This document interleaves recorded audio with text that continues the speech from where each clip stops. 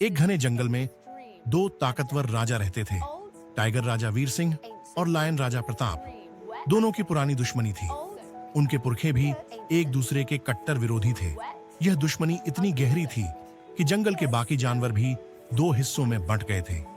जंगल में एक छोटा सा गांव था जहां एक कुत्ता, शेरू और एक बिल्ली, म्याऊ रहते थे। वे बचपन से दोस्त थे और हर समय साथ रहते थे। उनकी दोस्ती जंगल में मशहूर थी। एक दिन टाइगर राजा वीर सिंह और लायन राजा प्रताप के सैनिकों के बीच एक खतरनाक लड़ाई हुई। कई छोटे जानवर मारे गए और जंगल में डर फैल गया। कुत्ता और बिल्ली इस लड़ाई को देखकर बहुत दुखी हुए। शेरू और म्याऊ ने तय किया कि वे किसी भी तरह इस दुश्मनी को खत्म करेंगे।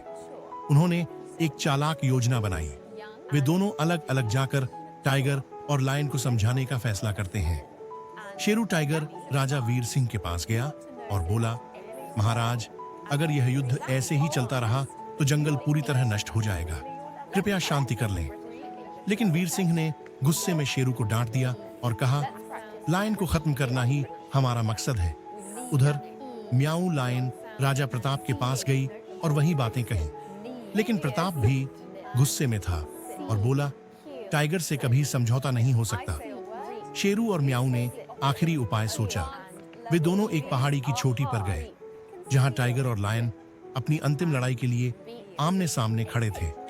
शेरू और म्याऊ दोनों उनके बीच कूद पड़े और चिल्लाए, अगर तुम दोनों लड़ोगे तो हमें पहले मारना होगा। लेकिन गुस्से में अंधे टाइगर और लायन ने उनकी बात नहीं सुनी और हमला कर दिया।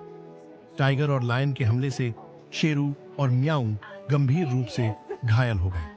खून से लथपथ होते हुए भी उन्होंने कहा, हमारी दोस्ती को देखो, अगर हम दोस्त हो सकते हैं तो तुम भी हो सकते हो। टाइगर और लायन के दिलों में अचानक दर्द उठा। उन्होंने पहली बार महसूस किया कि उनकी नफरत कितनी विनाशकारी थी। वे भागकर शेरू और म्याऊ के पास गए, लेकिन तब तक बहुत देर हो चुकी थी। अपने आखिरी शब्दों में शेरू और म्याऊ बोले, हमें खुशी है कि हमारी जान देकर हमने तुम्हारी आंखें खोल दी। दोस्ती नफरत से बड़ी होती है। और फिर उन्होंने अपनी आखिरी सांस ली। टाइगर राजा वीर सिंह और लायन राजा प्रताप की आंखों से आंसू गिर पड़े। उन्होंने कसम खाई कि वे कभी नहीं लड़ेंगे और जंगल में शांति स्थापित करेंगे। जंगल के बाकी जानवरों ने भी इस नई दोस्ती का स्वागत किया।